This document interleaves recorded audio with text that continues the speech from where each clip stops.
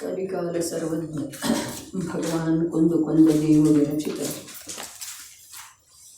ಅಂತಿಮ ಪರಮಾಗಮ ನಿಯಮಸಾರ ಕೃತಿ. ಅವರು ತಮ್ಮ ಜೀವನದೊಳಗ ಯಾವ 85 ವರ್ಷದ ದೀರ್ಘ ಸಾಧನೆ ಇತ್ತು, ಆ ಸಾಧನೆಯ ಒಂದು ಸಾರ ಅಂಥೇಳಿ ಹೇಳಬಹುದು. ಸ್ವಯಂ ಅವರ ಣೀಯ ಭಾವನಾ ನಿಮಿತ್ತಂ ಅಂಥೇಳಿ ಹೇಳಿದ್ದಾರೆ. ನಿಜ ಭಾವನೆ ಅರ್ಥಾತ್ ಸ್ವಯಂ ತಮ್ಮ ಭಾವನೆಯ ನಿರ್ಮಲತೆಯನ್ನು ಇನ್ನಷ್ಟು ಸಾಧಿಸುವ ಸದುದ್ದೇಶವನ್ನು ಇಟ್ಕೊಂಡ ಸಾಧನೆ ಮಾಡ್ತಾ ತಿರುವೆಳೆದೊಳಗನ ಈ ಕೃತಿ ರಚನೆಗೊಂಡದ್ದಿದೆ. ಅವರ 84 ಪಾಹುಡ ಗ್ರಂಥಗಳಲ್ಲಿ ಅಥವಾ ಉಪಲಬ್ಧ 12 ಪಾಹುಡ ಗ್ರಂಥಗಳಲ್ಲಿ ಈ ನಿಯಮಸಾರ ಕೊನೆಯ ಅವರ ಸಾಧನೆ ಮತ್ತು ಜ್ಞಾನದ ಪರಿಪಕ್ವ ಅವಸ್ಥೆಯ ಒಂದು ಫಲ ಇದೆ ಅಂಥೇಳಿ ಜ್ಞಾನಿ ಜನರು ಹೇಳ್ತಾ ಬಂದಿದ್ದಾರೆ. ಮತ್ತು ಕೃತಿಯ ಅವಲೋಕನೆ ಮಾಡಿದ ನಂತರ ಅದು ಸತ್ಯ ಇರುವುದು ಕೂಡ ಕಂಡು ಬರ್ತಿದೆ. ಈ ನಿಯಮಸಾರ ಗ್ರಂಥ ನಮ್ಮ ಕೈಯೊಳಗೆ ಬಂದ ಅನೇಕ ವರ್ಷಗಳಾಗಿದ್ದರೂ ಕೂಡ ನಮ್ಮ ಆಡುವ ತಿಳಿಯುವ ಭಾಷೆಯೊಳಗ ಗ್ರಂಥ ಬಂದಿದ್ರೂ ಕೂಡ ಅದನ್ನು ಆದ್ಯಂತವಾಗಿ ಎಷ್ಟು ಜನ ಓದಿದಿರಿ ಅದು ಅವರವರಿಗೆ ಗೊತ್ತರೆ. ಓದೋದು ಕರ್ತವ್ಯ ಇದೆ, ಇಷ್ಟು ಮಾತ್ರ ಇಲ್ಲಿ ಹೇಳಬಹುದಾಗಿದೆ. ಎಷ್ಟು ಬಾರಿ ಓದಿದಿರಿ ಅನ್ನೋದನ್ನು ಅವರವರಿಗೆ ಗೊತ್ತರೆ. ಅದರ ವಿಷಯ ಎಷ್ಟು ತಿಳ್ಕೊಂಡಿದ್ದೀರಿ ಅನ್ನೋದನ್ನು ಅವರವರಿಗೆ ಗೊತ್ತರೆ. ಕಾರ್ಯಕ್ರಮ ಇದೆ, ಮೊದಲು ಭಾವಪೂಜೆ ಇರ್ತಿದೆ ಅಂಥೇಳಿ ಹೇಳಿದ ನಂತರ ಕೂಡ ಮರಾಠಿಯಲ್ಲಿ ಇರುವಂಥ ಭಾವಪೂಜೆಯನ್ನು ಹಿಡ್ಕೊಂಡು ಬಂದಿಲ್ಲ ನೀವು. ಮನೆಯಲ್ಲಿ ಅದನ್ನು ಮನೆಯ ಶೋಭೆ ಮಾಡಿದ್ದೀರಿ ವಿನಃ ಇಲ್ಲಿ ಮನಸ್ಸಿನ ಅಥವಾ ನಾಲಿಗೆಗೆ ಅದರದ ಉಪಯೋಗ ಆಗುವ ಹಾಗೆ ಮಾಡಿಕೊಳ್ಳಿಲ್ಲ. ಇದರಿಂದ ಸ್ವಲ್ಪ ಒಂದೊಂದು ಸಲ ಖೇದನೂ ಅನ್ನಿಸ್ತಿದೆ, ಇನ್ನೊಂದು ಸಲ ಅನ್ನಿಸ್ತಿದೆ ನಮ್ಮ ಕರ್ತವ್ಯ ನಾವು ಮಾಡುವುದಿದೆ, ನಮ್ದೇನು ಯೋಗ್ಯತೆ ಇದೆ ಅದು ಸ್ವಾಭಾವಿಕ ಆಗ್ತಾ ಇದೆ. ಮಾಡೋದಂತೂ ಅಜ್ಞಾನನೇ ಇದೆ, ಮಾಡ್ತೇನೆ ಅನ್ನೋದಂತೂ ಸ್ವಾಭಾವಿಕವಾಗಿ ಅದು ತನ್ನ ಯೋಗ್ಯತೆಯಿಂದ ಆಗ್ತಾ ಇರ್ತಿದೆ. ಭಗವಾನ್ ಕುಂದಾಚಾರ್ಯ ದೇವರ ಕುರಿತು ದಿನನಿತ್ಯ ಮಂಗಳಾಚರಣೆ ರೂಪದಿಂದ ಅವರ ಸ್ಮರಣೆಯನ್ನು ಸಮಸ್ತ ಜೈನರ ಮಾಡೇ ಮಾಡ್ತಾರೆ ಅಂಥೇಳಿ ಹೇಳಬಹುದ್ರೆ. ಮಾಡದೇ ಇರುವಂಥ ಜೈನರು ಕೂಡ ಕೋಟ್ಯಂತರ ಸಂಖ್ಯೆಯಲ್ಲಿ ಇರಬಹುದ್ರೆ. ಆದಿದೇವರ ಮೊದಲಾಗಿ ಮಹಾವೀರರವರೆಗೆ 24 ತೀರ್ಥಂಕರರು ಈ ಕಾಲದೊಳಗೆ ಆಗಿದ್ದಾರೆ ಅನ್ನೋದ ಇಷ್ಟು ಕೂಡ ಪರಿಚಯ ಇರದೇ ಇರುವಂಥ ಕೋಟ್ಯಂತರ ಜೈನರು ಇರಬಹುದ್ರೆ. ಅವರನ್ನು ಜೈನರ ಅಂಥೇಳಿ ಹೇಳುವುದ ಕೇವಲ ನಾಮ ಮಾತ್ರ ಇರಬಹುದು, ಲೋಕ ವ್ಯವಹಾರದಿಂದ ಇರಬಹುದು. ಅದರ ಬಗ್ಗೆ ನಮಗಿಲ್ಲಿ ಹೆಚ್ಚು ಚರ್ಚೆ ಮಾಡುವ ಅವಶ್ಯಕತೆ ಇಲ್ಲ. ಇನ್ನು ಭಾಗ್ಯ ನಮಗೆ ಎಂಥದ್ದಿದೆ ಅಂತಂದ್ರೆ, ಭಗವಾನ್ ಮಹಾವೀರ ತೀರ್ಥಂಕರರ ಮೋಕ್ಷಕ್ಕೆ ಹೊರಟು ಹೋದ ನಂತರ ಕೇವಲ 500 ವರ್ಷಗಳ ಕಾಲಖಂಡ ಕಳೆದ ನಂತರ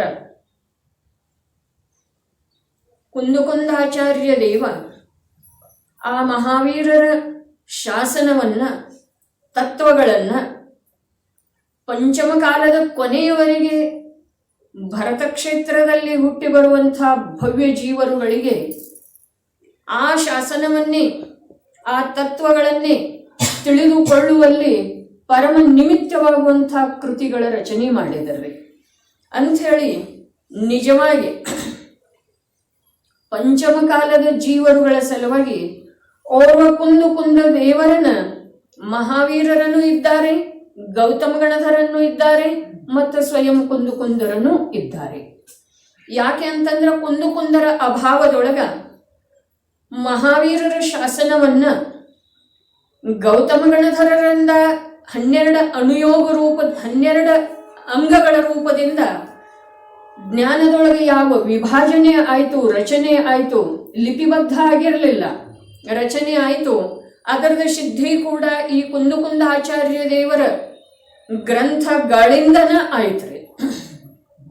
ಒಂದು ಸ್ವಲ್ಪ ಎಲ್ಲರೂ ಗಂಭೀರವಾಗಿ ಆಲೋಚನೆ ಮಾಡೋದ, ವಿಚಾರ ಮಾಡೋದ, ಕುಂದರ ಅಭಾವದೊಳಗ ಇಂದ ನಾವು ಏನು ಮಾಡಬಹುದಾಗಿತ್ತು? ನಾವಂತೂ ತುಚ್ಛ ದೇವ್ರಿ.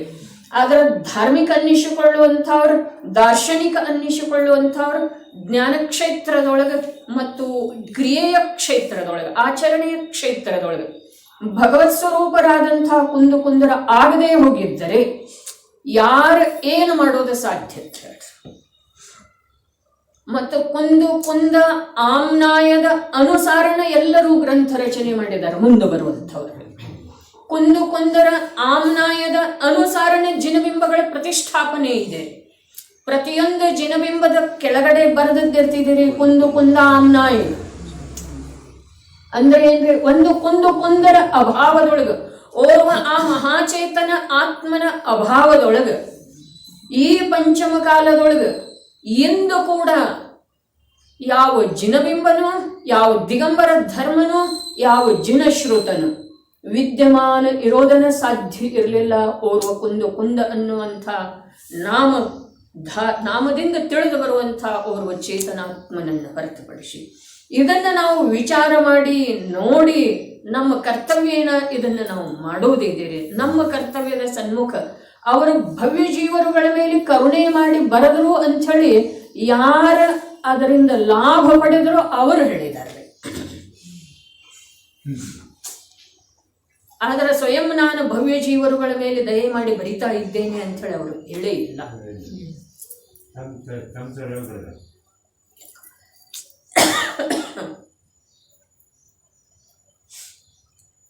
ಅತಃ ಅಪ್ರತಿಬುದ್ಧ ಬೋಧನಾರ್ಥಂ ವ್ಯವಸಾಯ ಕ್ರಿಯತೆ ಅಂಥೇಳಿ ಹೇಳ್ತಾರೆ ಅಮೃತ ಚಂದ್ರಾಚಾರ್ಯರು. ಕುಂದಾಚಾರ್ಯರ ಗಾಥೆಯನ್ನ ತಗೊಳ್ಳುವುಳ್ಳದೊಳಗ ಹೇಳ್ತಾರೆ. ಅದಕ್ಕಿಂತ ಮೊದಲನೇ ಗಾಥೆಯ ಪ್ರಾರಂಭದೊಳಗ ಅತಃ ಸೂತ್ರಾವತಾರ ಅಂತ ಹೇಳ್ತಾರೆ. ಸಾಕ್ಷಾತ್ ದಿವ್ಯ ಧ್ವನಿ ಅಂಥೇಳಿನ ಅಮೃತ ಚಂದ್ರಾಚಾರ್ಯ ದೇವ ಅದರದ ಸ್ವೀಕಾರ ಮಾಡಿದ್ದಾರೆ.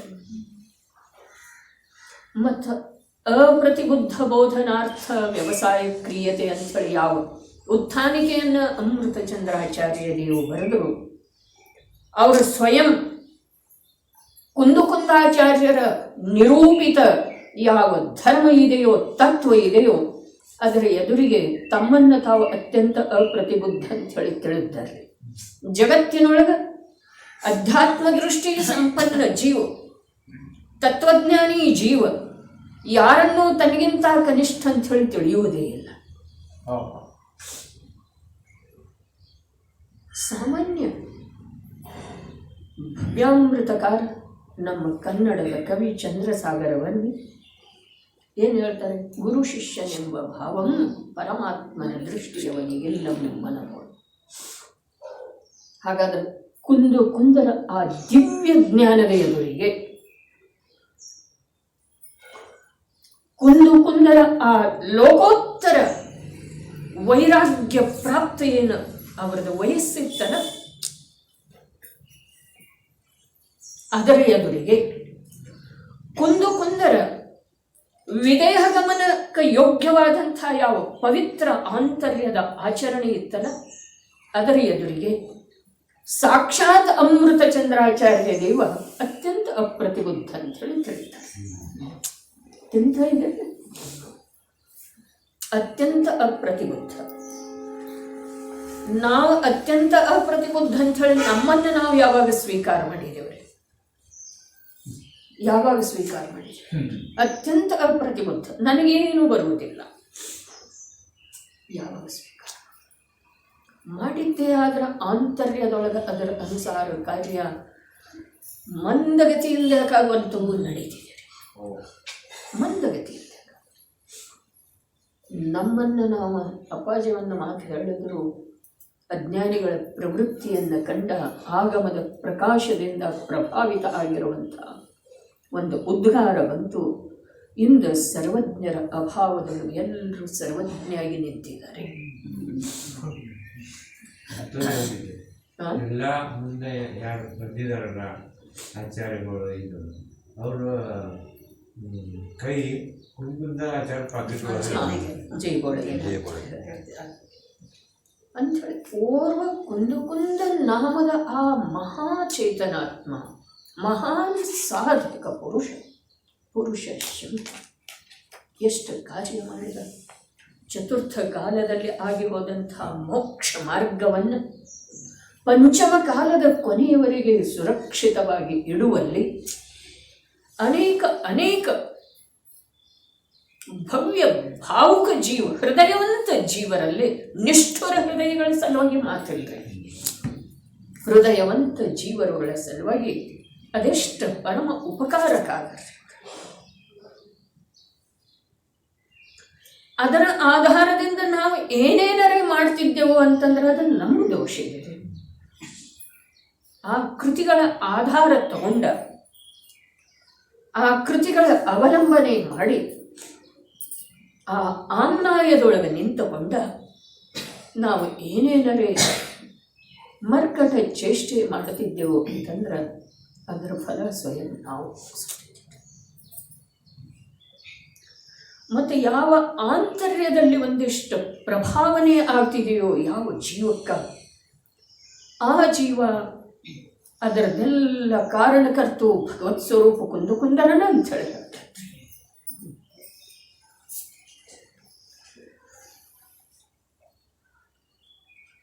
ಸಮಯಸಾರ ಅದ್ವಿತೀಯ ಗ್ರಂಥ ಇದೆ.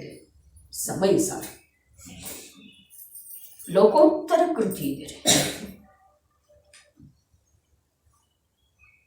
ಪಂಚಾಸ್ತಿಕಾಯ ಸಮಸ್ತ ಶಾಸ್ತ್ರ ಸ್ವಾಧ್ಯಾಯಕ ಭದ್ರ ಮುನಾದಿ ಇದೆ. ಪ್ರವಚನ ಸಾರ ಸಾಕ್ಷಾತ್ ಸೀಮಂಧರ ಪ್ರಭುವಿನ ಕೊಡುಗೆ ಇದೆ, ಗಿಫ್ಟ್ ಇದೆ ನಮ್ಮ ಸಲುವಾಗಿ.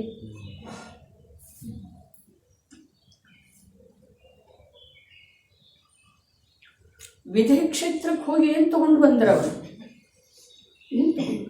ದಿವ್ಯ ಅದನ್ನ ನಮಗೆಲ್ಲ ತಿಳಿಯುವ ಹಾಗೆ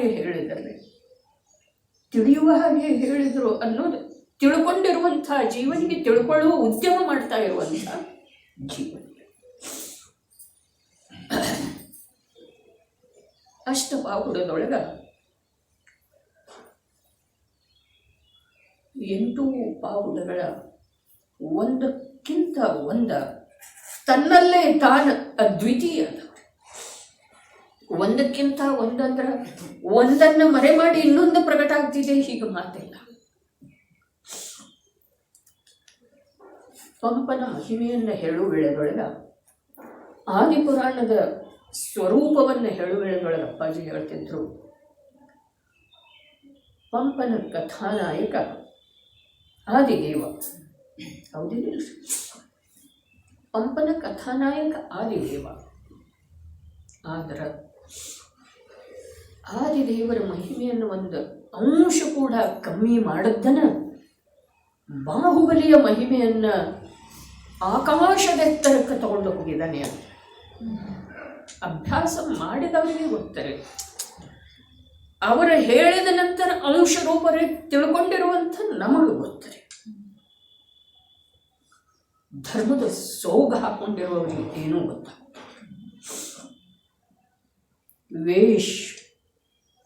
ಸಮಸ್ತ ವೇಷಗಳ ಕೃತ್ರಿಮ ಭಾವರೂಪದ ವೇಷಗಳ ಪರಿತ್ಯಾಗದಿಂದ ಧರ್ಮದ ಆರಂಭ. ಭಾಷ್ಯದ ವೇಷ ಅಲ್ಲ, ಭಾವ. ಆ ಭಾವದ ಕೃತ್ರಿಮ ಭಾವರೂಪದ ವೇಷಗಳ ಪರಿತ್ಯಾಗದಿಂದ ಧರ್ಮದ ವಾಸ್ತವಿಕ ಆರಂಭ ಆಗುವ ಸಾಧ್ಯತೆ. ದರ್ಶನ ಪಾಹುಡದೊಳಗೆ ಏನು ಹೇಳಿದರು, ಸೂತ್ರ ಪಾಹುಡದೊಳಗೆ ಏನು ಹೇಳಿದರು, ಭಾವ ಪಾಹುಡದೊಳಗೆ ಏನು ಹೇಳಿದರು, ಚಾರಿತ್ರ ಪಾಹುಡದೊಳಗೆ ಏನು ಹೇಳಿದರು, ಲಿಂಗ ಪಾಹುಡದೊಳಗೆ ಏನು ಹೇಳಿದರು, ಮೋಕ್ಷ ಪಾಹುಡದೊಳಗೆ ಏನು ಹೇಳಿದರು, ಶೀಲ ಪಾಹುಡದೊಳಗೆ ಏನು ಹೇಳಿದರು. ಅಧ್ಯಯನ ಮಾಡಬೇಕಾಗ್ತಿದ್ದಾರೆ. ಮಾತಾಡಿದರೆ ಮೋಕ್ಷ ಮಾರ್ಗ ಸಿಗುವುದಿಲ್ಲ. ಶಬ್ದ ಓದಿದರೆ ಅಲ್ಲ, ಅಧ್ಯಯನ ಮಾಡಬೇಕಾಗ್ತಿದೆ.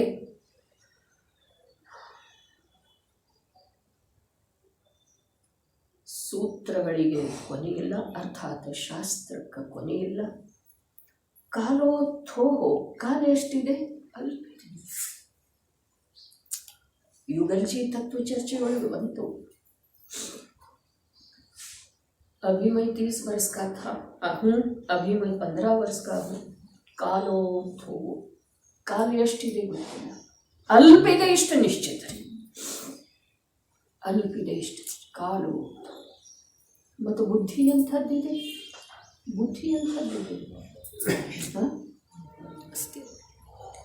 ಈ ಜನಾಗಮದೊಳಗೆ ಪ್ರವೇಶನ ಮಾಡೋದಿಲ್ಲ. ದುಮ್ಮೇಹ ಅರ್ಥಾತ್ ಅತ್ಯಂತ ಅದರೊಳಗೆ ಪ್ರವೇಶ ಮಾಡೋದ ದುಸ್ಸಾಧ್ಯವಿದೆ.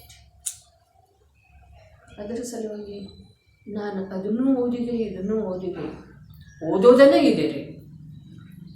ಅದರ ಮೂಲ ಸಮಗ್ರ ಶಾಸ್ತ್ರದ ಸಾರ ಯಾವ ನಿಜ ಶುದ್ಧಾತ್ಮ ಇದ್ದಾನೋ ಅವನ ಮಹಿಮೆ ಬಾರದೆ ಹೋದರ,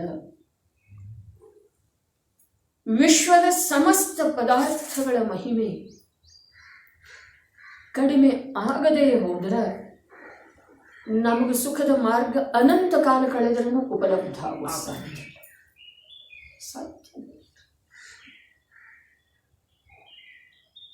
ಏನು ಮಾಡೋದಿದೆ, ಎಷ್ಟು ಮಾಡೋದಿದೆ, ನನಗೆಷ್ಟು ಬೇಕಾಗಿದೆ ಈ ವಿಚಾರವೇ ಇಲ್ಲರಿ ನಮ್ಗೆ. ನನ್ನ ಸಮಯ ಎಲ್ಲಿ ಹೋಗ್ತಾ ಇದೆ, ಅದು ಏನನ್ನು ಕೊಟ್ಟು ಹೋಗ್ತಾ ಇದೆ, ಅದರ ಫಲಸ್ವರೂಪವಾಗಿ ನಾನು ಎಷ್ಟು ಕಾಲ ಎಲ್ಲೆಲ್ಲಿ ಕರ್ಮಾಧೀನ ಕರ್ಮದ ಕೈಗೊಂಬೆಯಾಗಿ ಪರಿಭ್ರಮಣ ಮಾಡಬೇಕು. ಹಿಂದೇನೋ ಇದ್ದೇನ, ಏನಿದ್ದೇನು, ನನ್ನ ಐಡೆಂಟಿ ಏನಿದೆ ರೀ, ನನ್ನ ಕಲ್ಪನೆಯ ಮೇರೆಗೆ ಇದ್ರೆ ಆಗುವುದಿಲ್ಲ. ತಿಳಿತಿದೆ ಅಂದರೆ ನನ್ನ ಕಲ್ಪನೆಯ ಮೇರೆಗೆ ಉದ್ಯೋಗಪತಿ, ಬಿಸಿನೆಸ್ ಮೆನ್, ಅಧಿಕಾರಿ, ಇವು ನಿಮ್ಮ ಕಲ್ಪನೆಯ ಮೇರೆಗೆ ಅಂತ ಹೇಳಿ, ಅಥವಾ ಯಾವೋ 4 ಜನ ಅಜ್ಞಾನಿಗಳು ಹೇಳಿ ನಿಮಗೆ ಹಾಗೆ ಅವರ ನಿಮ್ಮನ್ನ ಹೀಗೆ ಹೇಳಿದ್ರು ಅಂತ ಹೇಳಿ ಅದು ನಿಮ್ಮ ಪರಿಚಯ ಅಲ್ಲ.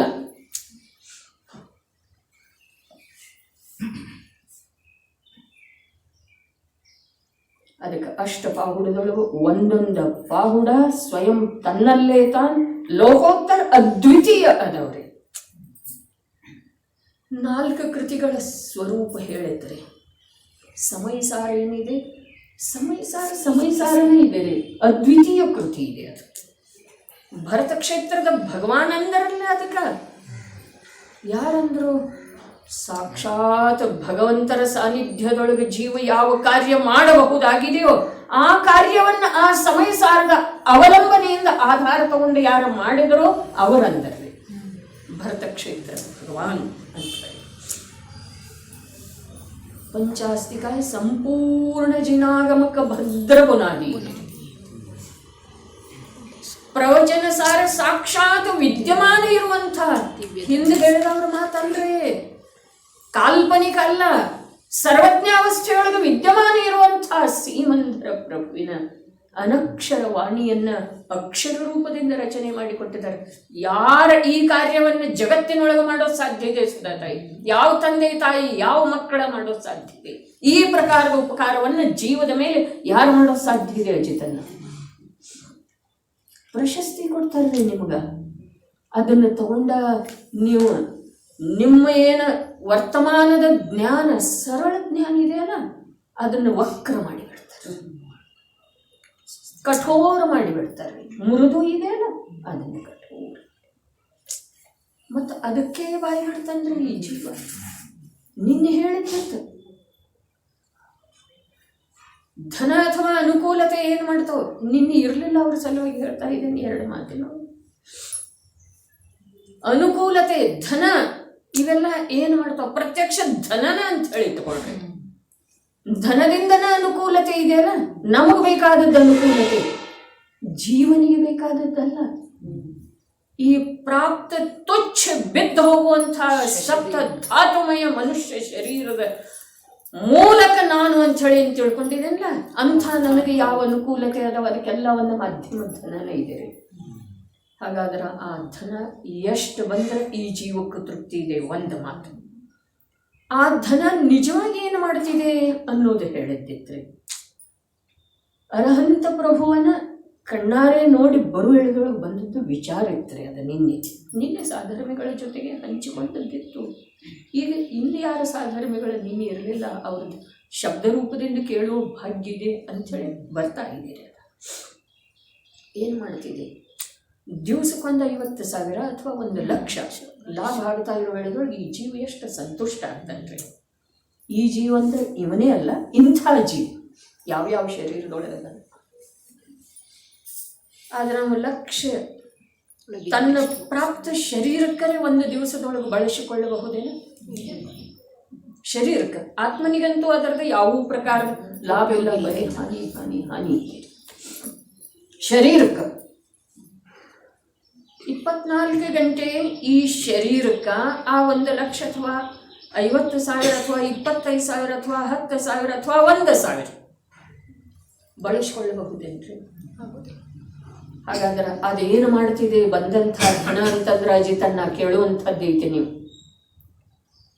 ಸರಳ ಹೃದಯ ಅಂಥೇಳಿ ಬರ್ದೈತಿ ಇದ್ರೊಳಗ, ಹೃದಯ ಸರಳ ಇದೆ ಅಂಥೇಳಿ ನಮಗೆ ಗೊತ್ತಿದೆ, ಆದರೆ ನಿಮ್ಗೆ ಅದರದ್ದು ಉಪಯೋಗ ಆಗ್ಬೇಕ್ರಿ. ಅದೇನು ಮಾಡ್ತಿದೆ ಧನ ಮಧುಕರನ್ನ? ಈ ಜೀವದ ಪುಣ್ಯವನ್ನ ತಿಂದು ಹಾಕ್ತಿದೆ. ಸಂದೀಪ್ ಭಾಯಿ, ಈ ಜೀವದ ಪುಣ್ಯವನ್ನ ತಿಂದು ಹಾಕ್ತಿದೆ. ಮತ್ತೆ ಎಷ್ಟು ಉಳಿತಿದೆಲ್ಲ ಧನ, ಅದ ಯಾರೋ ಯಾವನೋ ಜೀವನಿಗೆ ಪಾಪದ ಕಾರಣ ಆಗ್ತಿದ್ದೀರಿ. ಅವನಿಗೆ ನಿರಾಯಾಸವಾಗಿ ಸಿಕ್ಕಿರ್ತಿದೆಲ್ಲ, ಅವೇನ್ ಮಾಡವ್ರಿ? ಪಾಪನ ಮಾಡವಲ್ಲ. ಹಾಗಾದ್ರೆ ಆ ಜೀವದ ಪಾಪದಲ್ಲೇನು ನೀವು ನಿಮಿತ್ತ ಆದರೆ, ನಿಮ್ಮ ಪುಣ್ಯವನ್ನು ನಿರರ್ಥಕ ಮಾಡಿಕೊಂಡ್ರೆ, ನಿಮ್ಮ ಜ್ಞಾನದ್ದಂತೂ ಯಾವ ಉಪಯೋಗ ಮಾಡ್ಕೊಳ್ಳಿಲ್ಲ. ಹಾಗಾದ್ರೆ ಆ ಧನ ಸಂಪಾದನೆ ಸಲುವಾಗಿ ನೀವು ಯಾಕೆ ಸಮಯ ಹಾಕ್ತಾ ಇದ್ದೀರಿ ಚೇತನಾತ್ಮರುಗಳೇ? ಯಾಕೆ? ಬನಾರಸಿದಾಸ ನಮ್ಮ ಅಪ್ಪ ಅಲ್ಲ? ಹೌದೌದು ಅಲ್ರೇ? ಧೈರ್ಯ ಬೇಕ್ರಿ.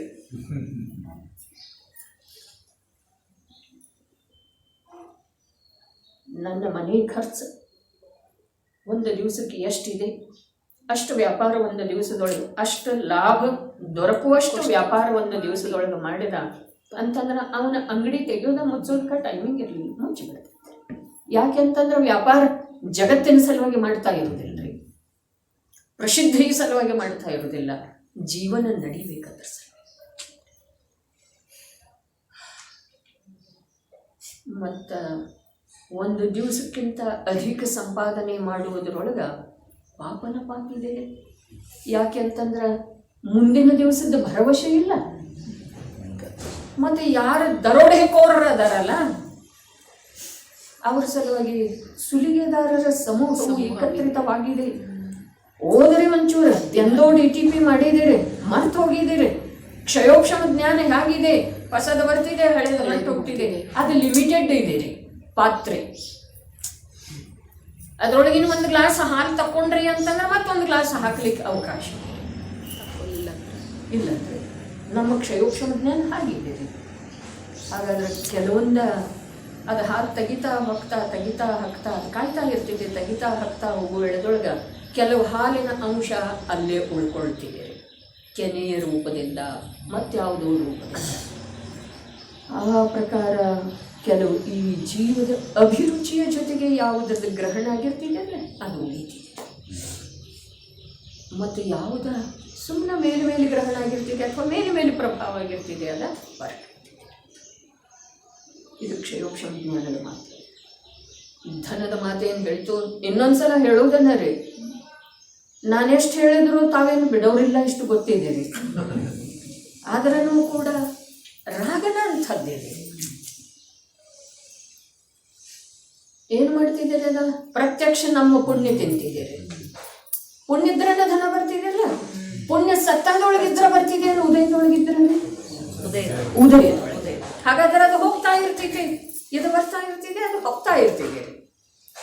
ಪುಣ್ಯವನ್ನ ಹೊರಗೆ ಹಾಕುವಂಥ ಉದ್ಯಮ ನಮಗೆ ಬೇಕೇನ್ರಿ? ಇನ್ನೊಂದು ಜೀವವನ್ನ ಮಕ್ಕಳಂತ ಹೇಳಿ ಹೇಳ್ಕೊಂಡು ಬರಲಿ, ಮೊಮ್ಮಕ್ಕಳಂತ ಹೇಳಿ ಹೇಳ್ಕೊಂಡು ಬರಲಿ, ಅವರುಗಳನ್ನ ದುರ್ಗತಿಯ ಕಡೆಗೆ ಕಳಿಸುವಂಥ ಕಾರ್ಯ ನಮಗೆ ಬೇಕೇನ್ರಿ?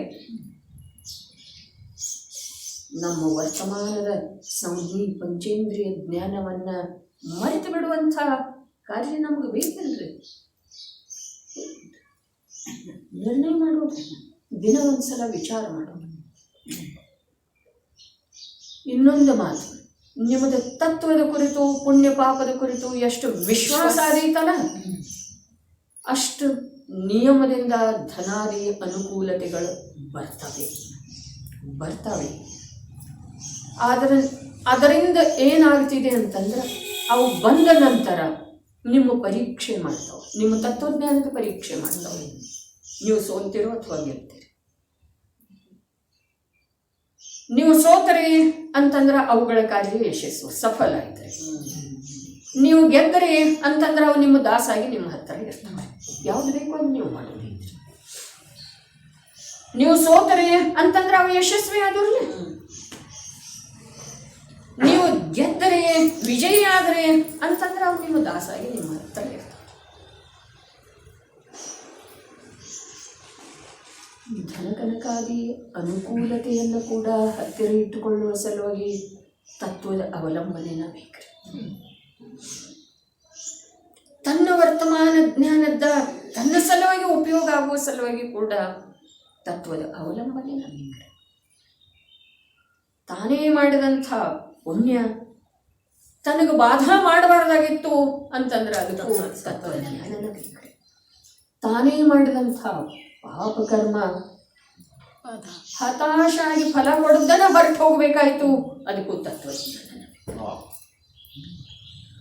ನಮ್ಗಿವೆಲ್ಲ ಬೇಕನ್ನರ್ಲ, ಹೌದು ಅಥವಾ ಇಲ್ರಿ?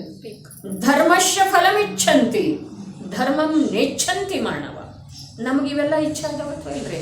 ನಾನು ಹೀಗೆ ಅನುಕೂಲ ಇರಬೇಕು, ನನ್ನ ಜ್ಞಾನ ಹೀಗೆ ಸಾಬೀತಿರ್ಬೇಕು, ನನಗೆ ಭವಾಂತರದಲ್ಲಿ ಕೂಡ ಸುಖ ಆಗಬೇಕು, ಇದೆಲ್ಲ ಇಚ್ಛೆ ಅದಾವ ಅಥವಾ ಇಲ್ರಿ? ನನ್ನ ಪುಣ್ಯ ನನಗೆ ಯಾವಾಗಲೂ ಅನುಕೂಲ ಆಗಿರ್ಬೇಕು, ನನ್ನ ಪಾಪ ನನಗೆ ಫಲ ಕೊಡಬಾರ್ದು, ಇವೆಲ್ಲ ಇಚ್ಛೆ ಅದಾವ. ಧರ್ಮಶ್ಯ ಫಲಮಿಚ್ಛಂತಿ ಧರ್ಮಂ ನೆಚ್ಛಂತಿ ಮಾನವ. ಪಾಪಶ್ಯ ಫಲಂ ನೆಚ್ಛಂತಿ ಪಾಪಂ ಕುರುವಂತಿ ಮಾನವ. ಪಾಪದ ಫಲವನ್ನು ಬಯಸುವುದಿಲ್ಲ, ಆದ್ರೆ ಪಾಪ ಮಾಡತನ್ರಿ. ಮಾಡಿದ ಮೇಲೆ ಬಯಸದಿದ್ರೂ ಫಲ ಕೊಡೋದಲ್ಲ. ಪಾಪಶ್ಯ ಫಲಂ ನೆಚ್ಛಂತಿ ಪಾಪಂ ಕುರುವಂತಿ ಮಾನವ. ಜೈನ ದರ್ಶನದೊಳಗ ಪಾಪಕ್ಕ ಒಂದು ಅನೇಕ ಹೆಸರದವ್ರೆ. ಕರ್ಮ ಇದೆ, ದುರಿತ ಇದೆ, ಅನೇಕ ಅದವ್ರೆ. ಅಘ ಅನ್ನೋದು ಕೂಡ ಒಂದು ಹೆಸರಿದೆ. ಇದೇನಿಲ್ಲ, ಅಘ ಅಘನಾಶಿನಿ ಪಾಪ ಇದೆಲ್ಲ ಸುಧಾರ. ಇದೇನಿಲ್ಲ ಸೂಜಿಯವರ ಅಘ. ಅಘ ಅಂದ್ರೆ ಏನ್ರಿ? ಪಾಪ. ಅಘ ಅಂದ್ರೆ ಪಾಪ. ವ್ಯುತ್ಪತ್ತಿ ಅರ್ಥವೇ ಅಘ ಅಂದ್ರೆ ಕ ಖ ಗ ಘ. ಕ ಅಂದ್ರೆ ಪೃಥ್ವಿ, ಖ ಅಂದ್ರೆ ಆಕಾಶ. ಖಗ ಅಂತೇವಲ್ಲ ನಾವು. ಖ ಅಂದ್ರೆ ಆಕಾಶ, ಕ ಅಂದ್ರೆ ಪೃಥ್ವಿ, ಗ ಅಂದ್ರೆ ಗೋಚರಿಸುವಂಥ, ಘ ಅಂದ್ರೆ ಆತ್ಮ. ಘ ಅಂದ್ರೆ ಆತ್ಮ, ಅಘ ಅಂದ್ರೆ ಆತ್ಮನಿಂದ ಹೊರಗೆ ಯಾವುದಿದೆ. ಎಲ್ಲಿ ಘ ಇಲ್ಲವೋ, ಎಲ್ಲಿ ಆತ್ಮನ ಸ್ವೀಕಾರ ಇಲ್ಲವೋ ಅಲ್ಲೆಲ್ಲ ಪಾಪ. ಇನ್ನೇನು ಬೇಕು ಹೇಳಿ? ನ್ಯಾಯೋಪಾರ್ಜಿತ ಧನದ ಭೋಗ ಭೋಗಿಸೋದನ್ನು ಪಾಪ ಅನ್ನೋದು ಸ್ವಲ್ಪ ಸ್ವಲ್ಪ ಸ್ವಲ್ಪ ವಿಶ್ವಾಸ ಆಗ್ತೈತಲ್ಲ. ಹ್ಞೂ ಅಂತ ಓನರ ಹಾಕ್ತಾ ಇದ್ದೇವ್ರಲ್ಲ. ಹಾಗಾದ್ರ ಪಾಪ ಯಾವ್ದ? ಆ ಅಘ ಶಬ್ದದ ವ್ಯುತ್ಪತ್ತಿ ಅರ್ಥದೊಳಗೆ ಬರ್ತಿದೆ. ಅಂದ್ರೆ ಇಲ್ಲ, ಅಜ್ಞಾನ ಅಂದ್ರೆ ಜ್ಞಾನ ಇಲ್ಲ, ಹೌದೇನಿಲ್ಲ? ಅಮಾನವೀಯ ಅಂದ್ರೆ ಮಾನವೀಯ ವೃತ್ತಿ ಇಲ್ಲ. ಹಾಗೆ ಅಘ ಅಂದ್ರೆ ಎಲ್ಲಿ ಆತ್ಮನ ಸ್ವೀಕಾರ ಇಲ್ಲ, ಅಲ್ಲಿ ಏನೇನು ನಡೀತಿದೆ ಅದೆಲ್ಲ ಪಾಪ.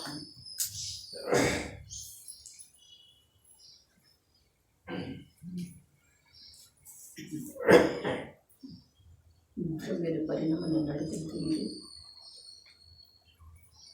ಪರಮಾಗಮಗಳದ ಸ್ವರೂಪ ಹೇಳಿತು. ವಿಷಯದ ಕಡೆಗೆ ಬರೋನು ಈ ಗ್ರಂಥ ಸ್ವಲ್ಪ ಸ್ಪರ್ಶ ಮಾಡಬೇಕಲ್ಲ. ಸಾಕ್ಷಾತ್ ಶ್ರೀಮಂಧರ ಪ್ರಭುವಿನ ವಾಣಿಯನ್ನ ನಮಗೆ ಪ್ರದಾನ ಮಾಡುವಂಥ ಮಹಾನ್ ಉಪಕಾರಿ ಜೀವ ಭಗವತ್ ಸ್ವರೂಪದ ಯೋಗಸಾರ ಪ್ರಾಭೃತದಲ್ಲಿ ಬರ್ತಿದೆ. ನಿನಗೆ ಯಾರು ಉಪಕಾರ ಮಾಡೋದು ಸಾಧ್ಯ ಇದೆ? ನಿನ್ನ ದೇಹಕ್ಕೆ ಮಾಡೋ ಸಾಧ್ಯ ಇದೆ? ಇಲ್ಲ. ಮುಂದೆ ಅವರೇ ಹೇಳ್ತಾರ್ರಿ, ಇಲ್ಲ, ದೇಹಕ್ಕೇನು ಉಪಕಾರ ಯಾರು ಮಾಡೋರು? ಯಾವ ದೇಹದ ಜೊತೆಗೆ ನೀನು ನಿರಂತರ ಇದ್ದಿ, ನೀನೇ ಅದರಲ್ಲೇ ಏನು ಮಾಡೋ ಸಾಧ್ಯ ಇಲ್ಲ ಅಂದ್ಮೇಲೆ ಇನ್ನೊಬ್ಬರಿಗೆ ಉಪಕಾರ ಏನು ಮಾಡ್ತಾರೆ? ಎಂಥ ತರ್ಕಪೂರ್ಣ ವಿಷಯ ಇದೆ. ಬರೀ ಶಬ್ದ ಹೋಗಿದ್ರೆ ಆಗೋದಿಲ್ಲ. ಎಂಥ ವಿಷಯ. ಯಾವ ದೇಹದ ಜೊತೆಗೆ ನೀನು ನಿರಂತರ ವಾಸ ಮಾಡ್ಕೊಂಡಿದ್ದಿ, ಅದರ ಮೇಲೆ ಪ್ರೀತಿ ಇಟ್ಕೊಂಡಿದೆ, ಪ್ರೀತಿಯಲ್ಲಿ ಅದುವೇ ನಾನಂಥೇಳಿ ಮನ್ನಿಸಿ ಎಲ್ಲ ಕಾರ್ಯ ಮಾಡ್ತಾ ಇದ್ದಿ, ಅದರೊಳಗೆ ನೀನೇ, ಅದರ ಮೇಲೆ ನೀನೇ ಉಪಕಾರ ಮಾಡೋ ಸಾಧ್ಯ ಇಲ್ಲ ಅಂದಮೇಲೆ ಇನ್ನೊಬ್ಬರು ಈ ಶರೀರದ ಮೇಲೆ ನಿನಗೇನು ಉಪಕಾರ ಏನು ಮಾಡ್ತಾ ಇರ್ತಾರೆ? ತತ್ವ ತಿಳಿದ ನಂತರ ಸಿಂಹಕ್ಕಿಂತ ಅಧಿಕ ಶೌರ್ಯ ನಮ್ಮಲ್ಲೇ ಬರ್ತಿದೆ.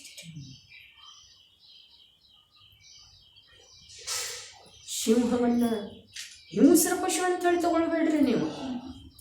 ಸಿಂಹ ಶೌರ್ಯ ಅರ್ಥಾತ್ ಇಡೀ ಕಾನನದ ಪಶುಗಳ ಮೇಲೆ ಅದರ ಅಧಿಕಾರ ನಡೀತಿದೆ. ಯಾವಾಗ ಹೇಳಿದೆ ಅಂದರೆ ಅದು ಸಭಾಕರದ, ಇನ್ನು ನಾನು ಅಧ್ಯಕ್ಷ ಕಾನನದ್ದೆಲ್ಲ ಅಂತ ಹೇಳಿ ಹೇಳ್ಕೊಂಡಿದ್ದೆ. ಇಲ್ಲ, ಅದು ತನ್ನಲ್ಲೇ ತಾನು ಇಂದ್ರ ಇದೆ ರೀ. ಅದು ಒಂದ 100 ಜನ ಇಂದ್ರರೊಳಗ ಒಂದು ಇಂದ್ರ ಇದೆ ರೀ. ತಿರಿಯಂಚದೊಳಗೆ ಇಂದ್ರ ಸಿಂಹ. ಆ ಸಿಂಹಕ್ಕಿಂತಲೂ ಅಧಿಕ ಈ ಜೀವಕ್ಕ ತತ್ವವನ್ನು ತಿಳಿಯುವುದರಿಂದ ಧೈರ್ಯ ಬರ್ತಿದೆ. ನನಗೆ ಯಾರೇನು ಮಾಡೋ ಸಾಧ್ಯ ಇದೆ? ನನ್ನ ದೇಹದ ಮೇಲೆ ಯಾರೇನು ಅಪಕಾರ ಮಾಡೋ ಸಾಧ್ಯ ಇದೆ? ಯಾವ ಧನದಿಂದ ನನಗೇನಾಗೋದಿದೆ? ಯಾವ ಪ್ರಶಂಸೆಯಿಂದ ನನಗೇನಾಗೋದಿದೆ?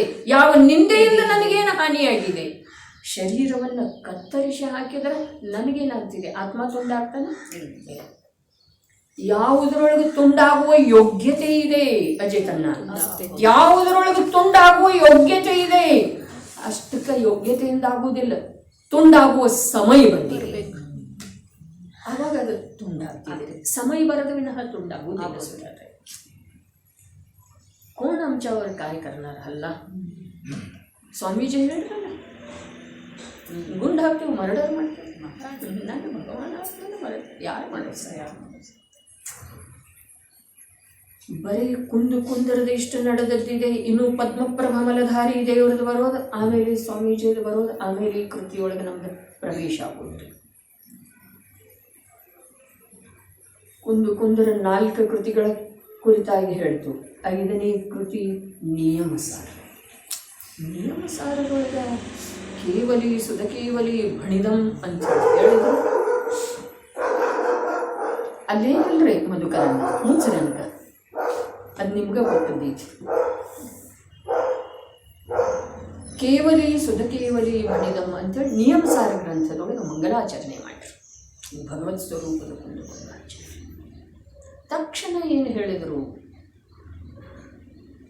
ಕರ್ತವ್ಯ ಹೇಳಿದರು. ಜೀವದ ಮನುಷ್ಯನ ಕರ್ತವ್ಯ, ಜೀವದ ಕರ್ತವ್ಯ. ಮನುಷ್ಯನಾಗಿ ಯಾವ ಜೀವ ಇದ್ದಾನಲ್ಲ, ಮನುಷ್ಯ ರೂಪದಿಂದ ಯಾವ ಜೀವ ಇದ್ದಾನಲ್ಲ, ಅವನದು ಕರ್ತವ್ಯ ಹೇಳಿದರು. ಬರೀ ಈ ಮಾತನ್ನು ಕೇಳಿ ನಮ್ಗೆ ಅಭಿಮಾನ ಹೆಚ್ಚಾಯಿತು ಅಂಥೇಳಿ ಅಂದುಕೊಂಡ್ರೆ ಆಗೋದಿಲ್ರಿ. ಜೀವದ ಕರ್ತವ್ಯ, ಮನುಷ್ಯ ರೂಪದಿಂದ ಯಾವ ಜೀವದಿಂದ ವಿದ್ಯಮಾನ ಅದನ್ನಲ್ಲ ಅವನ ಕರ್ತವ್ಯ ಹೇಳಿದರು. ಏನ? ರತ್ನತ್ರಯ, ಸಮ್ಯಕ್ ದರ್ಶನ, ಸಮ್ಯಕ್ ಜ್ಞಾನ, ಸಮ್ಯಕ್ ಜ್ಞಾನ. ನಿಯಮ ಅರ್ಥಾತ್ ಸಮ್ಯಕ್ ದರ್ಶನ, ಸಮ್ಯಕ್ ಜ್ಞಾನ, ಸಮ್ಯಕ್ ಜ್ಞಾನ. ನಿಯಮದಿಂದ ನಾನು ಮಾಡಬೇಕಾದಂಥ ಕಾರ್ಯ ಯಾವುದಿದೆ? ಸಮ್ಯಕ್ ದರ್ಶನ, ಸಮ್ಯಕ್ ಜ್ಞಾನ, ಸಮ್ಯಕ್ ಜ್ಞಾನ. ಅದರಿಂದ ವಿರುದ್ಧ ಯಾವ ಕಾರ್ಯ ನೀನು ಮಾಡಲಿಕ್ಕೆ ಯೋಗ್ಯ ಇಲ್ಲ ಅನ್ನೋದನ್ನು ಹೇಳುವ ಸಲುವಾಗಿ ಸಾರ ಹೇಳಿದರು.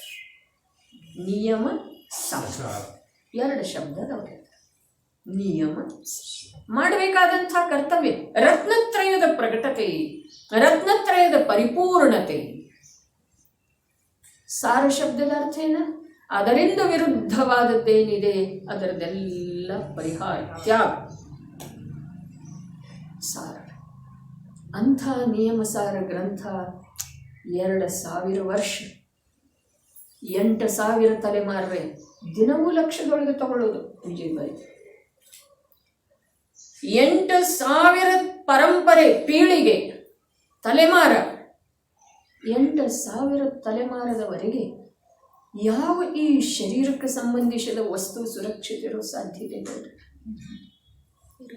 ಆದ್ರೆ ಆ ಅರೂಪಿ ಆತ್ಮನ ಕಥನವನ್ನೇನು ಆಚಾರ್ಯ ದೇವ ಮಾಡಿದರೇನ ಭವ್ಯ ಜೀವರುಗಳ ಭಾಗ್ಯದಿಂದ ಆಯ್ತರೆ.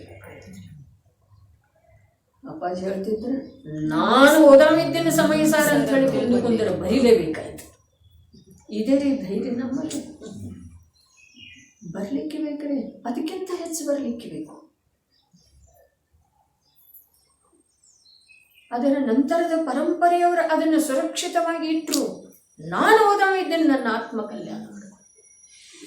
ಹಾಗಾದರೆ ಈ ಮಾತ ಯಾವ ಮಾತ? ನಿಯಮದಿಂದ ಮನುಷ್ಯನಿಗೆ ಮಾಡಲಿಕ್ಕೆ ಯೋಗ್ಯವಾದಂಥ ಕರ್ತವ್ಯ रत्नत्रय मात्र समय सार प्रवचन सार तिथे पण काय लावायचं आहे की समय समय म्हणजे काय आता विषयांतर होते काय नाही होत समय सार ಈ ಜೀವದ ಜೀವನದೊಳಗ ಸಮಯ ಶಬ್ದದ ಅರ್ಥ ಎರಡದವ್ರಿ ಒಂದು ಪದಾರ್ಥ ಒಂದು ಆತ್ಮ ಸಮಯ ಶಬ್ದದ ಅರ್ಥ ಎರಡು ಒಂದು ಪದಾರ್ಥ ವಿಶ್ವದ ಪದಾರ್ಥದ ನಿರ್ಣಯ ಮಾಡಲಿ ನೋಡ್ರಿ 6 ದ್ರವ್ಯಗಳನ್ನು ಹೇಳಿದ್ರು 6 ದ್ರವ್ಯಗಳನ್ನು ಯಾತ್ರ ಸಲುವಾಗಿ ಹೇಳಿದ್ರೆ ಇದಾವಂತ ಹೇಳಿದ್ರೆ ಅಂದ್ರೆ 6 ದ್ರವ್ಯಗಳ ವಾಸ ಮಾಡುವಂತಹ ವಿಶ್ವದ ಸ್ವರೂಪ ಹೇಳಿದ್ರು ಯಾಕ ಅವು ವಾಸ ಮಾಡಿಕೊಂಡಿರೋ ಇಲ್ಲೇ ವಾಸ ಮಾಡಿಕೊಂಡಿದ್ದಾವೆ ಅಂತ ಹೇಳಿ ತಿಳಿಸೋ ಸಲುವಾಗೇನ ಇರಬಹುದು ಹಾಗೆ ಆಗಮ ಹಾಗಿರ್ಬೋದು ಆದ್ರೆ ಯಾವ ಪ್ರಕಾರ ನಾವು ಎಲ್ಲೋ ಹೋಗಿರ್ತೀವ್ರಿ ಯಾರ್ದೋ ಜೊತೆ ಪರಿಚಯ ಆಗ್ತಿದ್ದೀರಿ 100,000 ಕಿಲೋಮೀಟರ್ ದೂರ ಹೋಗಿರ್ತೀವ್ರಿ ಅಲ್ಲಿ ನಮ್ಮದು ಯಾರ್ದೋ ಜೊತೆ ಪರಿಚಯ ಆಗ್ತಿದ್ದೀರಿ ನಾವು ಹೇಳ್ಕೊಳ್ತೀವಿ ನಾವು ಈ ಪ್ರಕಾರ ನಿಮ್ಮ ಪರಿಚಯ ಏನು ಅಂತ ಕೇಳಿದ್ರೆ ನಾನು ನನ್ನ ಹೆಸರು ಹೇಳ್ತೇನೆ ಅದರ ನಂತರ ಎಲ್ಲಿಂದ ಬಂದಿರಿ ಎಲ್ಲಿರ್ತೀರಿ ನಾವು ಈ ಪ್ರಕಾರ ಕರ್ನಾಟಕ ರಾಜ್ಯ ಪ್ರಾಂತದಿಂದ ಬೆಳಗಾವಿ ನಗರ ಅಂತೀವಿ ಅಲ್ಲಿಂದ ಹಾಗಾದ್ರೆ ಇದು ಯಾವ ಪ್ರಕಾರ ಆ ನನ್ನ ಪರಿಚಯದ ಪರಿಚಯ ಇದಾವೆ ಪರಿಚಯದ ಪರಿಚಯ ಅದಾವು ಹೌದೇನಿಲ್ಲ ಅದೇ ಪ್ರಕಾರ ಆಕಾಶ ಸ್ವಲ್ಪ ವಿಷಯ ವಿಸ್ತಾರ ಆಗ್ತಿದೆ ಆಗಲಿ 3 ಸೂಕ್ಷ್ಮ ಹೇಳಿದ್ದಾರೆ ಯಾವ ಪರಮಾಣು ಪ್ರದೇಶ ಸಮಯ ಹೌದ್ರ ಒಂದು ಪರಮಾಣು ನಿಲ್ಲಲಿಕ್ಕೆ ಎಷ್ಟು ಸ್ಥಳಾವಕಾಶ ಬೇಕು ಅದಕ್ಕೊಂದು ಆಕಾಶದ ಪ್ರದೇಶ ಆದರೆ ಒಂದು ಆಕಾಶದ ಪ್ರದೇಶದೊಳಗ 6 ದ್ರವ್ಯ ಒಂದು ಪರಮಾಣು ನಿಲ್ಲಲಿಕ್ಕೆ ಎಷ್ಟು ಅವಕಾಶ ಸ್ಥಳಾವಕಾಶ ಬೇಕು ಅದರಲ್ಲಿ 6 ದ್ರವ್ಯ ಯಾರು ಒಪ್ಪ ಅವ್ರೆ ಯಾರು ಸರ್ವಜ್ಞ ಪ್ರಭುವಿನ ಮೇಲೆ ವಿಶ್ವಾಸ ಇದೆಯಲ್ಲ ಅಂಥ ವಿರಳ ಜೀವನ ತೋರ್ಸ್ ಅದೇ ನೀ ನೋಡಲ್ಲ ನೋಡ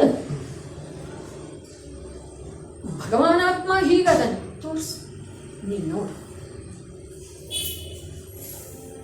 6 ದ್ರವ್ಯ ಒಂದು ಪ್ರದೇಶದೊಳಗದವ್ರೆ ಹಾಗಾದ್ರೆ ಒಂದೊಂದು ದ್ರವ್ಯದೊಳಗೆ ಅನಂತ ಗುಣ ಇದ್ದಾವೆ ಪ್ರತಿಯೊಂದು ಗುಣದ ಒಂದೊಂದು ಸಮಯದೊಳಗೆ ಒಂದೊಂದು ಪರ್ಯಾಯ ಇದೆ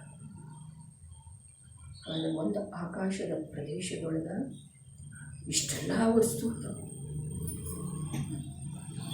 ಇದರದ ಮಹಿಮೆ ಬರಬೇಕ್ರೆ ಆದರೆ ಇದರ ಮಹಿಮೆ ಬಂದೇನು ಉಪಯೋಗ ಇಲ್ಲ ನಿಜವಾದ ಉಪಯೋಗ ಏನಿದೆ ನಿಜವಾದ ಉಪಯೋಗ ಏನಿದೆ ಅಂಥ ಆಕಾಶದ ಪ್ರದೇಶದೊಳಗೆ ಉಳಿದ 6 ದ್ರವ್ಯಗಳ ಜೊತೆಗೆ ಇರುವಂಥ ನಾನು ಏನು ಹೇಳ್ರಿ ಅಚಲಂ ಕಲಶ ನಡೆದಿದ್ರಲ್ಲ ನಮ್ದ ಹೇಗಿದೆ ಅದು ಚೈತನ್ಯ ಪ್ರಕಾಶ್ ಅಚಲಂ ಅಚಲ ಅಂದ್ರೆ ಏನು ತನ್ನ ಸ್ವರೂಪದಿಂದ ಎಂದೂ ಚಲಯಮಾನ ಹಾಗಾದ್ರೆ ಆ 6 ದ್ರವ್ಯ ಆಕಾಶದ ಒಂದು ಪ್ರದೇಶದಷ್ಟು ಅಷ್ಟು ಸೂಕ್ಷ್ಮ ಸ್ಥಾನದೊಳಗೆ ಇರ್ತಾವೆ ಅನ್ನೋದು ಒಂದು ಮಾತು ಇದ್ರೆ ಪ್ರಯೋಜನಭೂತ ಮಾತಾಗಲ್ಲ. ಪ್ರಯೋಜನಭೂತ ಮಾತಾದ ಆ 6 ದ್ರವ್ಯಗಳ ಜೊತೆಗೆ ವಾಸ ಮಾಡ್ತಾ ಇರುವಂಥ ನನ್ನ ಸ್ವರೂಪದಿಂದ ಎಲ್ಲೋ ಚಲಾರ ಅಂತ. ಹಾಗಾದ್ರೆ ನೀ ಎಲ್ಲಿರ್ತೆ?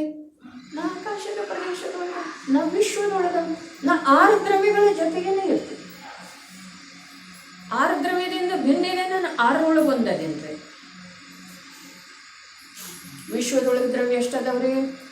6. ಹಾಗಾದ್ರೆ ನಾನು ಆ 6 ಒಂದಿದ್ದೇನೋ ಅಥವಾ 6 ದ್ರವ್ಯದಿಂದ ಭಿನ್ನ?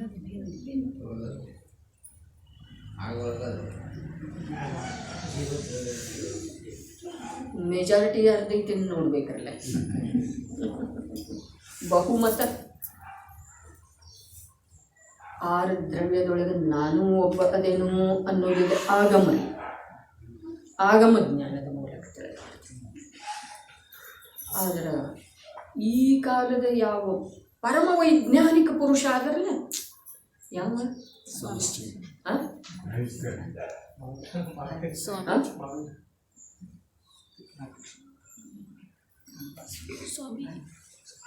20ನೇ ಶತಮಾನದೊಳಗೆ ವೈಜ್ಞಾನಿಕ ಪರಮ ವೈಜ್ಞಾನಿಕ ಪುರುಷ ಯಾವ ಅದಲ್ಲ?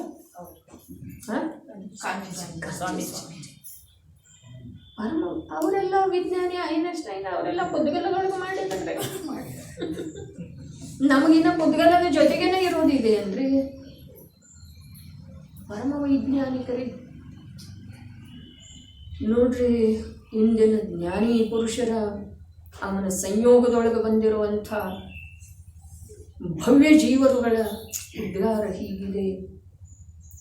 ಜೈನ ಧರ್ಮ ಸಂಪೂರ್ಣ ಸಂಪೂರ್ಣ ಸಂಪೂರ್ಣ ಉಲ್ಟಾಗಿತ್ತು. ಉಲ್ಟಾಗಿತ್ತು. ಜ್ಞಾನಿಗಳಂತೂ ಬಹಳ ಇದ್ದರ್ರಿ. ಬ್ರಹ್ಮಾನಂದಮಯಿ 20ನೇ ಶತಮಾನದ ಮಾತು ಹೇಳ್ತಾ ಇದ್ದೇನ್ರಿ. ನಾನು ಹುಟ್ಟಿದ್ದ 19ನೇ ಶತಮಾನದೊಳಗೆ, ಅವರ ಕ್ರಾಂತಿ ಮಾಡಿದ್ದ 20ನೇ ಶತಮಾನದೊಳಗೆ. ನಾವು ಯಾವ ಶತಮಾನದೊಳಗಿದ್ದೇವ್ರಿ? ಈಗ 21ನೇ ಶತಮಾನದೊಳಗಿದ್ದೇವೆ. ಹಾಗಾದ್ರೆ ಮೂರು ಶತಮಾನಗಳದ್ದ ನಮಗೆ ಇತಿಹಾಸದ ಇದೆ.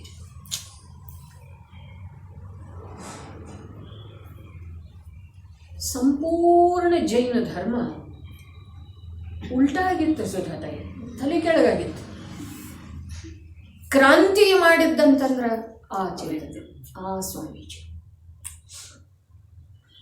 ಅಂಥೇಳಿ ವೈಜ್ಞಾನಿಕ ಯಾವುದು ಖಂಡನ ಬರ್ತಾ ಇಲ್ಲ, ಸಂಪೂರ್ಣ ತಿರೋಹಿತ ಆಗಿತ್ತು, ತಲೆ ಕೆಳಗಾಗಿತ್ತು, ಅದನ್ನು ಸರಿಪಡಿಸಿದವರ ಆ ಚೇತನ ಅಂಥೇಳಿ ವೈಜ್ಞಾನಿಕ.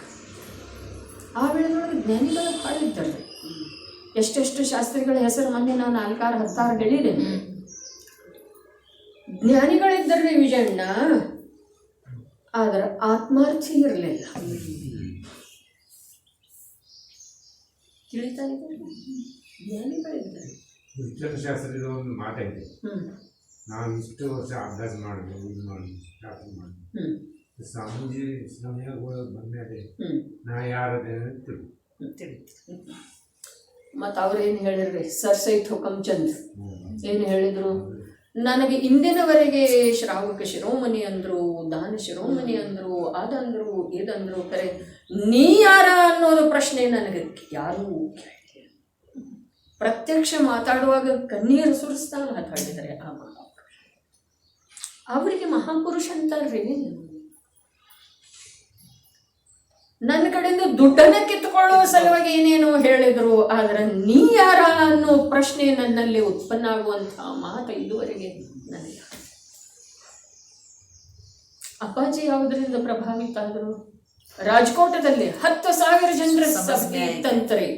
10,000 ಇವರು ನೋಡ್ಬೇಕಂತ ಹೇಳಿ ಹೋಗಿದ್ದಾರೆ. ಏನ ವಿರೋಧದ ದೃಷ್ಟಿಯಿಂದ ಹೋಗಿದ್ದಾರೆ.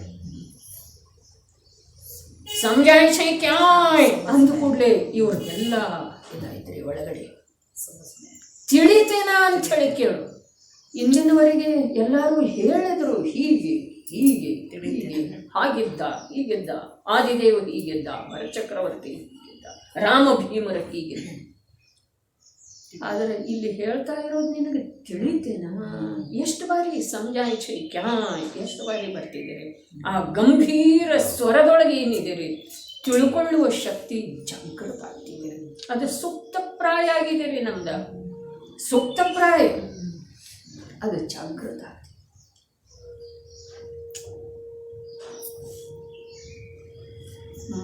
ಅವರು ಫುಲ್ಚಂದ್ ಶಾಸ್ತ್ರಿ ಅಂತೂ ಹಾಗೆ ಹೇಳಿದರು.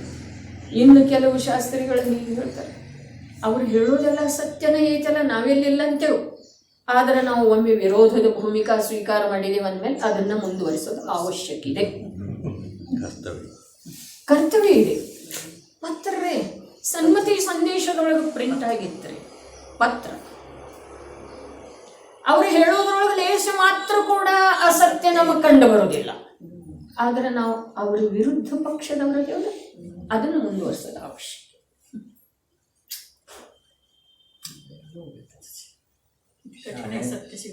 ಇದರಲ್ಲಿ ಬಹಳ ಕಠಿಣ ಇದೆ ಸುಧಾತಾಯಿ, ಬಹಳ ಕಠಿಣ ಇದೆ. ನಮಗೆ ಧರ್ಮ ಬಹಳ ಸುಲಭ ಅನಿಸಿದೆ. ಇದೆಲ್ಲ ಪಾಪ ಮಾಡಿ ಮಾಡಿ ಮಾಡಿ ಮಾಡಿ ಸೋತ್ ಹೋದ ನಂತರ ವೃದ್ಧಾವಸ್ಥಾದಾಗ ಮಾಡೋದಂತೀವ್ರಿ. ವೃದ್ಧಾವಸ್ಥಾದೊಳಗೆ ಏನು ಮಾಡ್ತೀವಿ?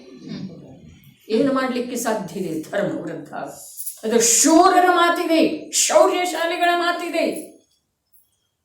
ರಾಜಕೀಯ ಪಕ್ಷದಾಗ ಸುಧಾ ವಿರೋಧಿ ಭೂಮಿಕೆ ಇದ್ದವ್ರು ಸುಧಾ ಹಿಂಗ ಅನ್ನಂಗಿಲ್ಲ, ಹಿಂಗ ಅನ್ನಂಗಿಲ್ಲ ಅಲ್ರಿ. ಅವ್ರು ಅದನ್ನ ಕಾರ್ಯ ಮುಂದುವರಿಸ್ತಾರ್ರಿ, ಅಷ್ಟು ಪ್ರಾಮಾಣಿಕತೆ ಇಲ್ಲಿದೆ.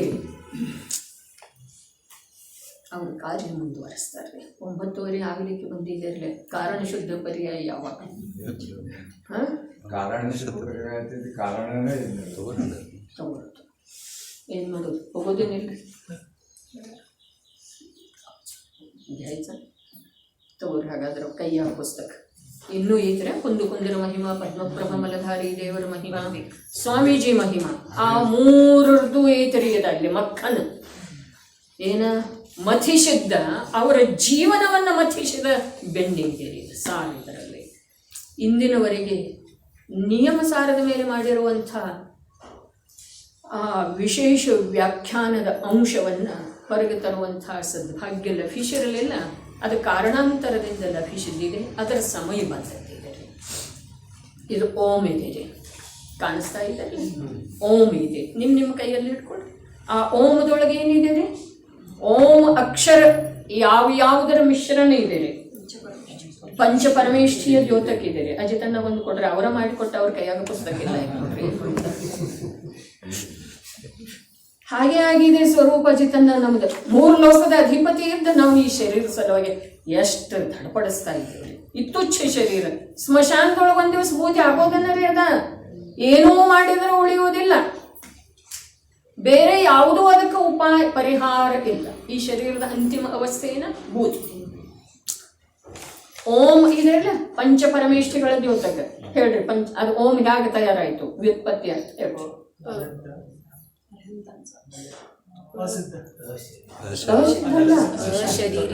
ಗಡಬಡಿ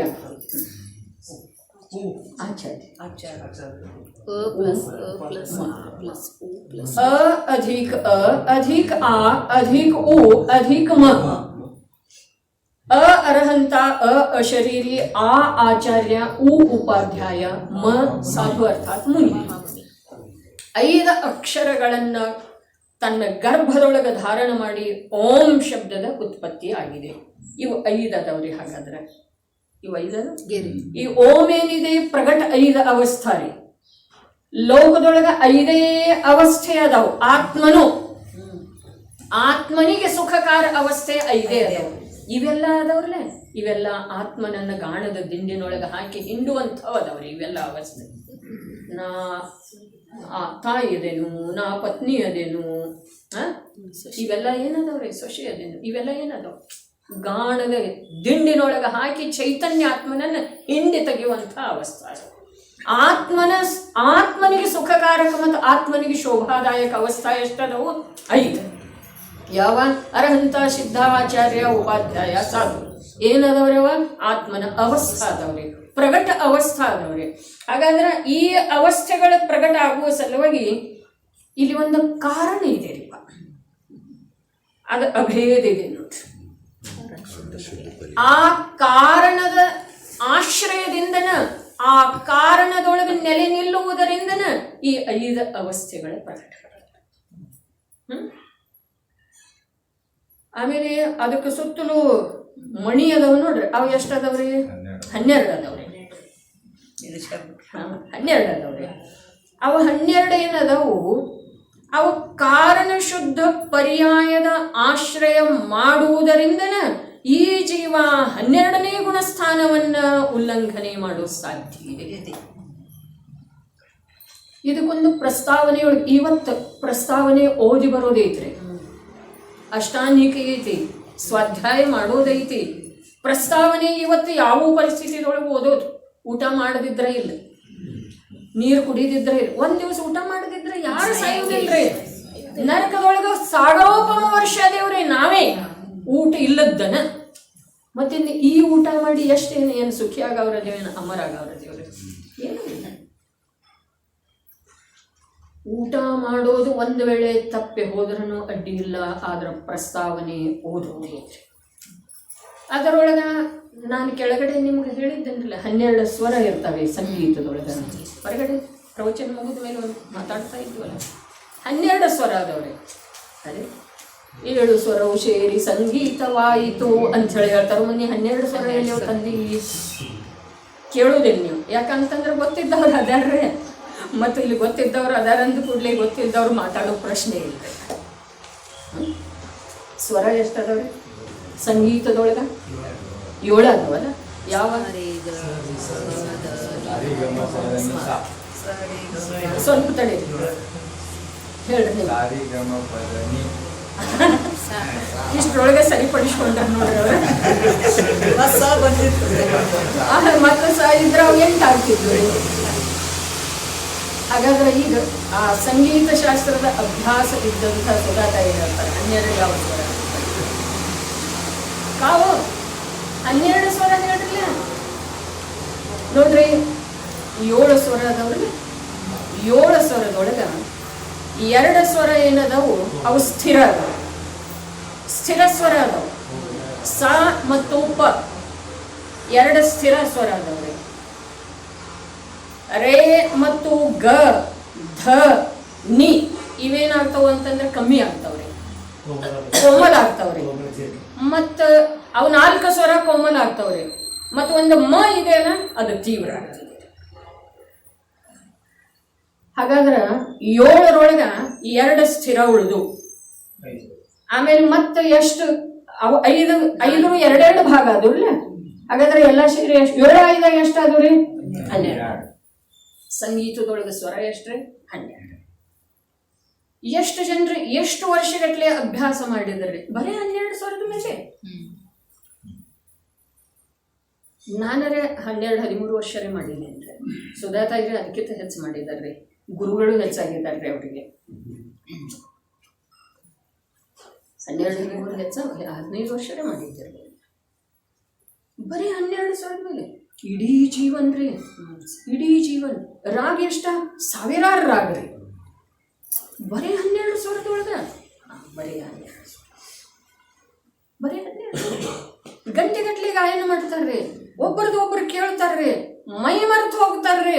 ಅದರೊಳಗೆ ಆ ನಶೆ ಒಳಗೆ ಒಂದಾಗಿ ಹೋಗ್ತಾರ್ರಿ, ಸಂಗೀತದ ರಸದೊಳಗ.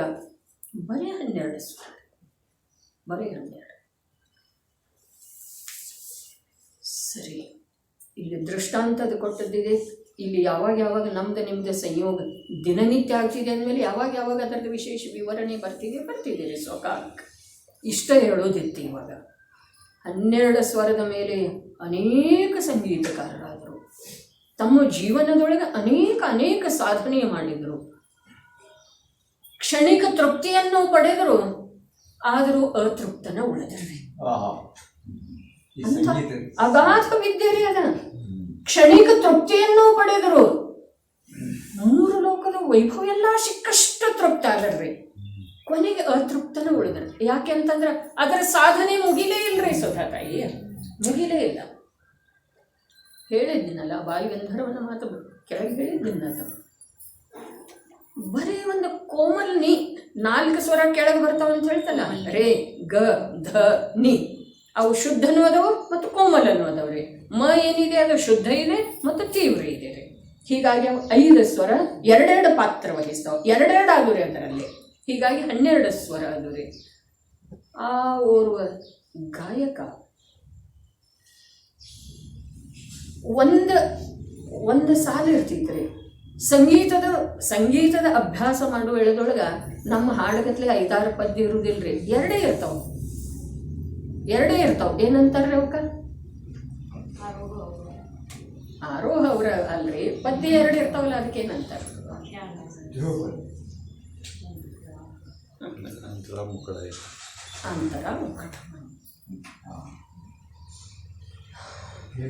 ಅಂತರ ಮತ್ತು ಮುಖಡ ರೀ. ಸುಧಾತಾಯಿ ಕ್ಲಾಸಿಗೆ ಹೋಗ್ತಿದ್ರು, ವಿಜಯನ್ನ ಅಭ್ಯಾಸ ಮಾಡ್ತಿದ್ರು.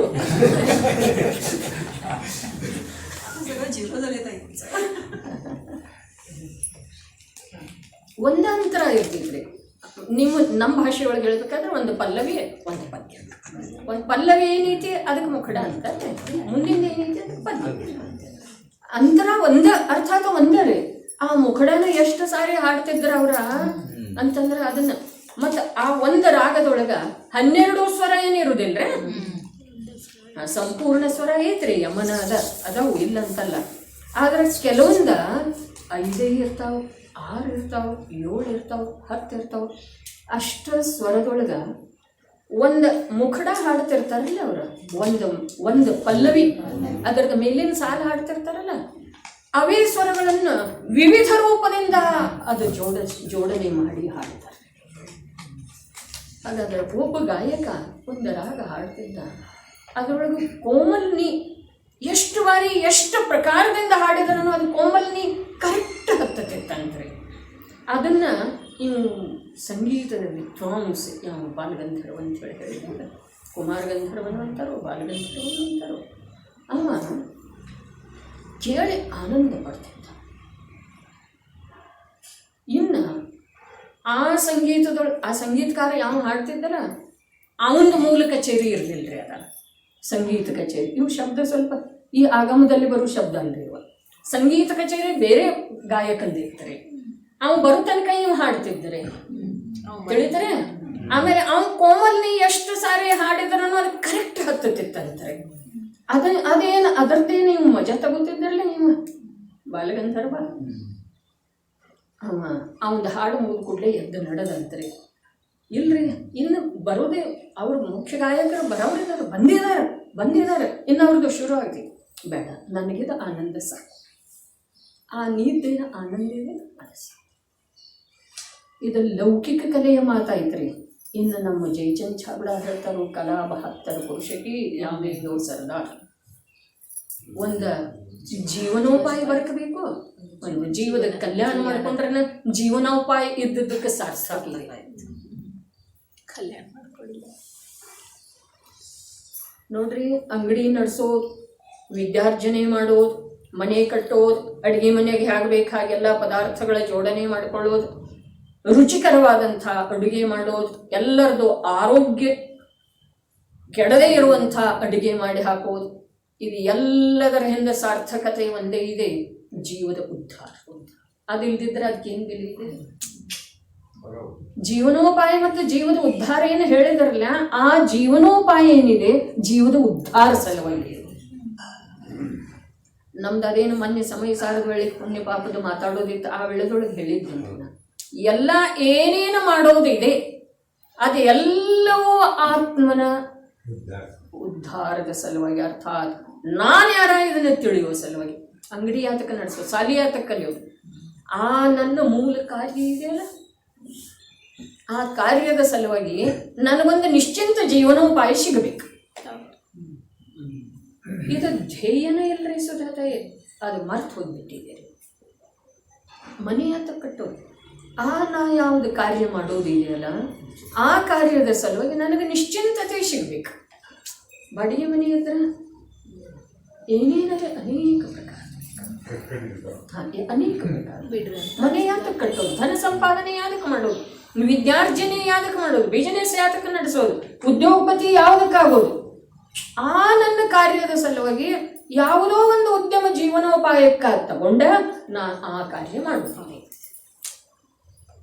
ಚಕ್ರವರ್ತಿನೇ ಇರ್ತಾನೆ. ನಮ್ಮ ಚಕ್ರವರ್ತಿರೇ ಯಾಕಿರುವಲ್ರಿ? ಅದು ಎಲ್ಲ ಅಷ್ಟೇ ಇದೆ, ಎಷ್ಟು ಉಪಭೋಗದೊಳಗೆ ಬರೋದಿದೆ ಅಷ್ಟೇ ಬರೋದಿದೆ, ಉಳಿದದ್ದೆಲ್ಲ ಪುಣ್ಯ ತಿನ್ನೋದಿದೆ ರೀ. ತಿನ್ಲಿ ಅದು ಪುಣ್ಯ, ಅದಕ್ಕೆ ಆಹಾರ ಅದುವೇ ಇದೆ ರೀ, ತಿನ್ಲಿ. ಆದ್ರೆ ನಮ್ಮನ್ನು ತಿನ್ನಬಾರ್ದ್ರೆ, ಜೀವವನ್ನು ತಿನ್ನಬಾರ್ದಲ್ಲ, ಪುಣ್ಯವನ್ನು ಮಾತ್ರ ತಿಂದು ಬದುಕ್ತಿದೆ, ಅದು ಬದುಕಿರೋದು. ನಮ್ಮನ್ನು ತಿನ್ನಬಾರ್ದು. ಆದ್ರೆ ಅದರಲ್ಲಿ ನಮ್ಮನ್ನು ತಿನ್ನುವಂಥ ಸಾಮರ್ಥ್ಯ ಇಲ್ಲ. ನಾವು ಸ್ವಯಂ ಅದರ ಬಾಯೊಳಗೆ ಬರ್ತಿದ್ದೇವೆ, ಅದರ ಮುಖದೊಳಗೆ ಪ್ರವೇಶ ಮಾಡ್ತಾ ಇದ್ದೇವೆ. ನನ್ನನ್ನು ತಿಂದು ಬಿಡಪ್ಪ ಜೊತೆಯಾಗಿ. ಎಲ್ಲರೂ ಎಲ್ಲ ಜೀವನೋಪಾಯ ಮಾಡ್ತಾರೆ, ಖರೆ ಉದ್ಧಾರ ಮಾಡೋದು ಭಾಳ ಕಡಿಮೆ ಅಲ್ರಿ. ಜೀವನೋಪಾಯ ಮತ್ತು ಉದ್ಧಾರ ಎರಡು ಕಲೆಗಳನ್ನೇನು ಮುಖ್ಯ ಅಂತ ಹೇಳಿದ್ರು, ನಿಜವಾಗಿ ಎರಡು ಕಲೆ ಮುಖ್ಯ ಅಲ್ಲ. ಆ ಒಂದು ಕಲೆಯ ಸಲುವಾಗಿ ಇದು ಅನಿವಾರ್ಯ. ಇಷ್ಟ ಇದೆ ರೀ, ಇದನ್ನು ತಿಳ್ಕೊಳ್ಳೋದೈತಿ. ಸಮಯ ಆಗಿದೆ ರೀ, 9:30 ಅಂಥೇಳಿ ನಿನ್ನೆ ಹೇಳಿದ್ದೇನೆ ನಾ. 9:30 ತನಕ ಇರೋದು ಅಂಥೇಳಿ, ಬರೋದು 8ಕನ, ಹೋಗೋದು 9:30 ಅಂಥೇಳಿ. ಆದರೂ 10 ನಿಮಿಷ ಹೆಚ್ಚಾಗಿದೆ. ಇವತ್ತು ಪ್ರಾರಂಭಿಕ ದಿವಸ ಇತ್ತು, ಸ್ವಲ್ಪ ಆದರನೂ ಆಗಿದೆ. ಅದರೊಳಗಿನ ಕ್ಷಮಾಪಣೆ ಕೇಳುವಂಥ ಅವಶ್ಯಕತೆ. ಅದು ಇದು ಡೈಮಂಡನ್ನು ಐತಿ, ಏನೂ ಐತ್ರಿ ಒಳಗಿನ ಒಳಗೆ ಹೋಗೋದಕ್ಕೆ ಇದೇನು ಬೇಕಿರಲ್ಲ. ಇದು ಬರೀ ಮೇಲಿಂದ ತಿಳ್ಕೊಂಡು ಒಳಗೆ ಹೋಗ್ಬೇಕು.